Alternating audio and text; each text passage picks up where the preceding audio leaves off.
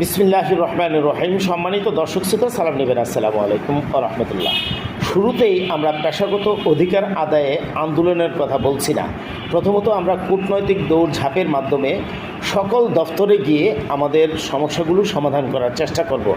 যদি প্রতিশ্রুতি দেয়া অনুসারে কোনো প্রকার কোনো সুযোগ সুবিধা দ্রুত বৃদ্ধি হচ্ছে না বলে আমরা বুঝতে পারি, আমরা কিন্তু পেশাগত অধিকার আদায়ের জন্য যে কোনো ধরনের পদক্ষেপ নিতেও আমরা প্রস্তুত থাকব, অর্থাৎ আন্দোলনে যেতেও আমরা প্রস্তুত থাকব।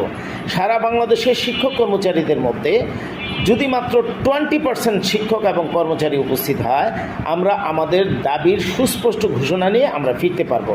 এবার সিদ্ধান্ত নেওয়ার দায়িত্ব আপনাদের। আপনারা ভালো করে দেখেছেন বাংলাদেশের এই পর্যন্ত যতগুলো শিক্ষক সংগঠন আছে, শিক্ষক কর্মচারীদের কল্যাণে কারা কাজ করেছে বা করছে বা করবে। সম্মানিত দর্শক শ্রোতা, গতকাল গিয়েছিলাম সচিবালয়ে। আমাদের ভাতাগুলো দ্রুত বর্ধিত হচ্ছে এমন কোনো খবর আমরা শুনতে পাই নাই। আমাদের বাকি রয়েছে মাননীয় শিক্ষা উপদেষ্টা, অর্থ উপদেষ্টা এবং পরিকল্পনা উপদেষ্টা। সবার সাথে সাক্ষাৎ করার পরেও যদি আমরা বুঝতে পারি যে আমলাতন্ত্রের ঘেরাজালে পড়ে আমরা খুব দ্রুত আমাদের ভাতা বর্ধিতকরণ নিয়ে কোনো প্রকার স্পষ্টীকরণ হচ্ছে না, তাহলে কিন্তু আমরা আন্দোলনে যাব। তাই আপনাদেরকে প্রস্তুত থাকার জন্য উদাত্ত আহ্বান করছি। আর ঘরে বসে কোনো প্রাপ্তির খবর শুনতে চাইবেন না। এবার আপনাদের উপস্থিতিই বলে দেবে আমরা সফল হব কি।